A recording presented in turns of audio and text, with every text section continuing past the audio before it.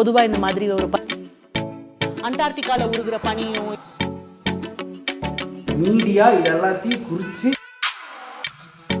அவங்க சொல்றத பார்த்தா பொதுநோக்குடைய செய்தி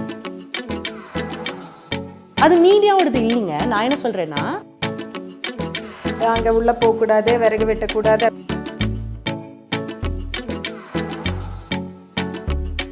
நல்ல இயற்கையான காற்று நம்மளுடைய ரேடியோ எடுக்குது அப்படிங்கிறத பற்றி தான்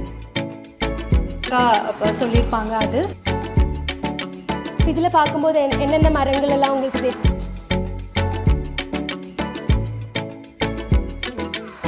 நம்மளுடைய கோத்தகிரி பகுதி ஆகட்டும், அந்த பறவை அதிகாலை 3 மணிக்கு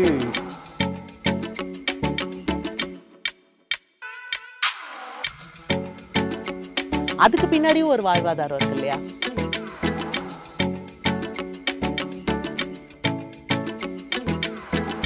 என் பேர் சத்யா. நான் வந்து MCC கம்யூனிட்டி காலேஜ்லேருந்து வரேன். பண்ணுறேன். மற்றும் நீலகிரி மாவட்டத்தில் இருக்க 6 பண்டைய பழங்குடி மக்களோட வாழ்வியல் முறையும் கதைகளையும் பாடல்களையும் கடந்த 15 ஆண்டுகளாக ஆவணப்படுத்திட்டு வரேன். ஒரு டாக்குமெண்டேஷன் சென்டர் வச்சுருக்கேன், ஊட்டி டாக்குமெண்டேஷன் சென்டர். இன்றைக்கி காலநிலை மாற்றம்னு காலையில் அவங்க கூப்பிட்டவுடனே வந்ததுக்கு காரணம் வந்து பழங்குடி மக்களில் இந்த காலநிலை மாற்றத்தினால என்ன பிரச்சனை ஆகிருக்கு, அதிக நேரம் எடுத்துக்க விரும்பலை. மூன்று பறவைகளை காணவில்லை, பழங்குடி மக்களோட பறவைகளை காணவில்லை. காரணம் என்னன்னாக்கா அந்த பறவை வர்றதில்லை, தன் அடையாளங்களை திறந்துட்டு வராங்க. தோடர் பழங்குடி மக்கள் இங்கே இருக்காங்க. அந்த தோடர் பழங்குடி மக்களில் வந்து கார்பிஷ் என்ற ஒரு பறவை வாழ்நாளில் அவங்களுக்கு பிரிக்க முடியாத பறவை.